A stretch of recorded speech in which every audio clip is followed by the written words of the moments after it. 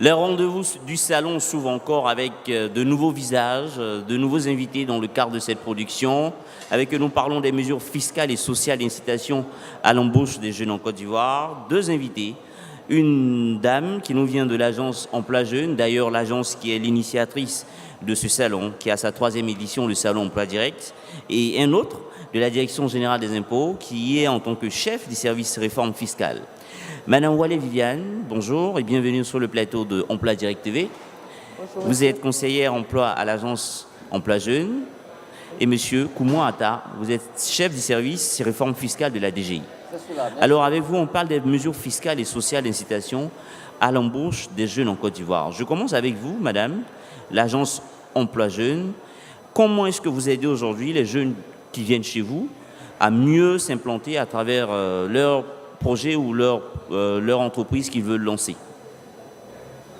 Mais en fait, nous avons une sous-direction de l'auto-emploi qui s'occupe de ces jeunes-là.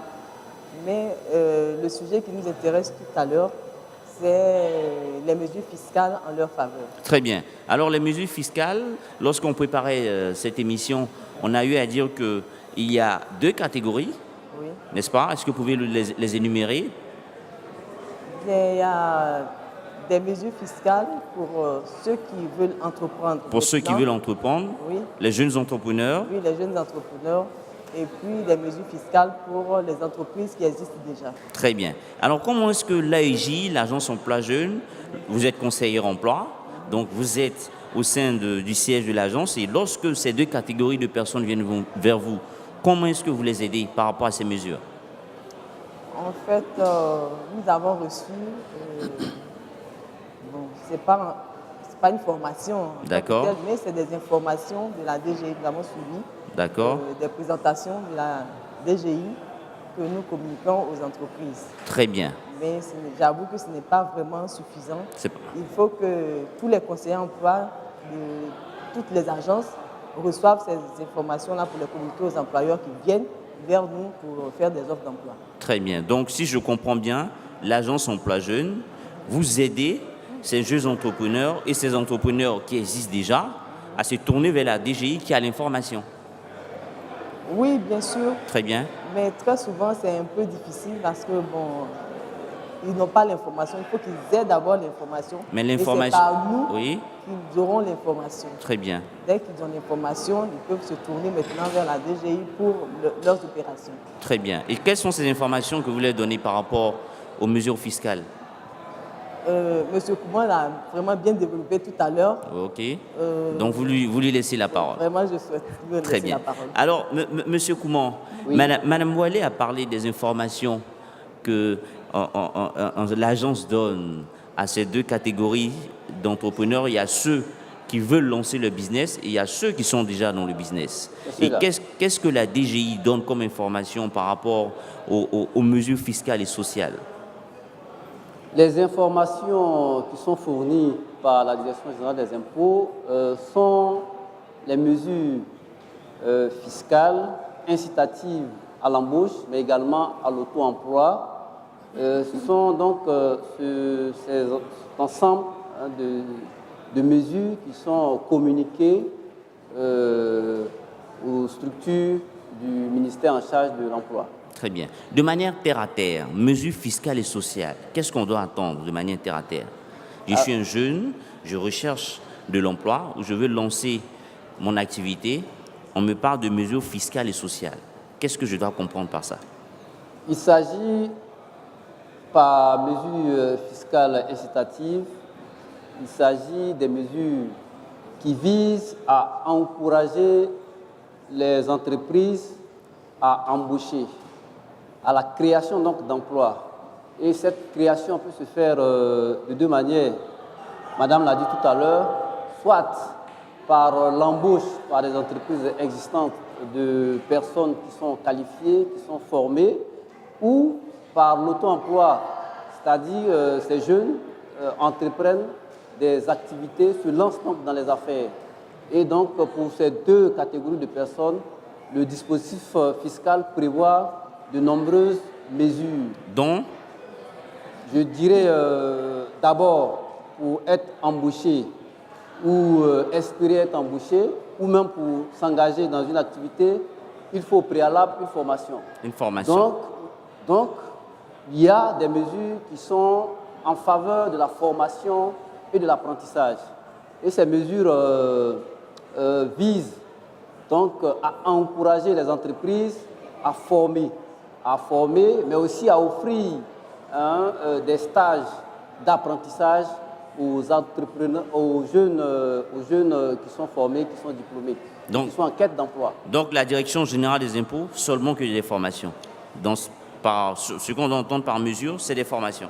Non, il y a des mesures en faveur de la formation, c'est-à-dire qu'il y a des avantages fiscaux qui sont accordés aux entreprises qui accordent des formations aux jeunes.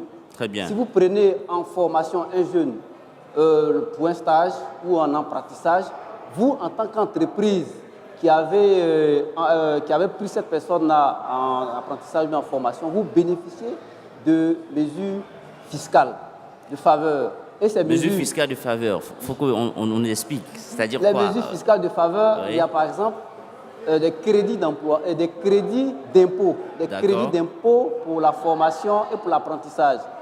Il s'agit d'accorder à ces entreprises-là qui forment ou qui prennent en apprentissage des crédits d'impôt réservés donc que vous soyez une entreprise qui relève d'un régime du réel d'imposition ou bien de l'impôt synthétique, vous bénéficiez d'un crédit d'impôt. C'est-à-dire quoi? En fin d'année, toute entreprise doit contribuer. Voilà, donc quand vous êtes soumis à l'impôt sur les bénéfices, vous pouvez faire valoir ce crédit d'impôt-là si vous avez eu au cours de l'année à former des personnes ou à prendre en apprentissage des personnes. Très bien. Donc, je peux vous donner quelques-unes de ces mesures-là de faveur. Il y a un crédit d'impôt qui est de 500 000 francs lorsque vous formez une personne. D'accord. Donc, voilà, vous formez une personne. Si vous êtes vous relevez d'un régime du réel d'imposition, vous bénéficiez d'un crédit d'impôt à hauteur de 500 000 francs par personne formée. Très bien. Et ce sont ces informations que vous mettez à la disposition de l'AIJ, de l'Agence Emploi Jeunes, pour les donner aux jeunes qui viennent dans vos locaux. N'est-ce pas, Madame Wallé? Et aux entreprises. Aux entreprises. Merci d'être venu sur le plateau de Emploi Direct. Vous avez quelque chose à ajouter? Oui, je voudrais vous dire merci. D'accord. Merci de nous donner l'opportunité d'informer, de porter à la connaissance des contribuables et des jeunes que le dispositif fiscal comporte de nombreuses mesures. Nous n'avons fait que aborder le volet formation, mais il y a aussi des mesures pour l'auto-emploi. Lorsqu'une personne désire entreprendre des activités, le dispositif fiscal l'accompagne par des mesures incitatives, par des mesures de faveur. Il y a une exonération en matière de contribution de patente sur une période de 3 ans, l'année de création et les 2 années qui suivent. Il y a également une exonération en matière d'impôt foncier à hauteur de 25% lorsque le règlement est fait dans les délais légaux. Et au-delà de ces avantages fiscaux, pour les entreprises qui sont au régime de l'impôt synthétique, lorsqu'elles adhèrent à un centre de gestion agréé, elles bénéficient au titre de leur cotisation d'impôt synthétique d'une exonération de moitié, c'est-à-dire de 50% de la cotisation si elles ont adhéré à un centre de gestion agréé. Je pourrais dire qu'il y a bien d'autres mesures pour les entreprises qui sont à un régime du réel simplifié. Pour cette catégorie de contribuables, il s'agit davantage en matière de contribution des patentes sur l'année d'adhésion à un centre de gestion agréé et les 2 années qui suivent. Il y a aussi une exonération de moitié en matière de bénéfices. Donc, toutes ces informations, vous les mettez à la disposition de l'Agence Emploi Jeunes, n'est-ce pas, Madame Wallé? Que ces informations, maintenant, vous les donnez aux entreprises et puis aux promoteurs. Merci d'être venu. Merci. Nous avons reçu dans le cadre des rendez-vous du salon. Merci d'être venu et rendez-vous est pris. Le salon continue jusqu'à demain. On espère qu'on vous retrouvera encore dans d'autres conditions pour parler d'autres mesures fiscales et sociales pour inciter les jeunes à s'auto-employer et à s'entreprendre. Merci. Merci. En ce qui me concerne, j'ai été ravi de vous avoir présenté cette autre production de Les Rendez-vous du Salon. Merci et bonne suite des programmes sur Emploi Direct TV que vous retrouvez sur la page Facebook du Salon, Salon Emploi Jeune.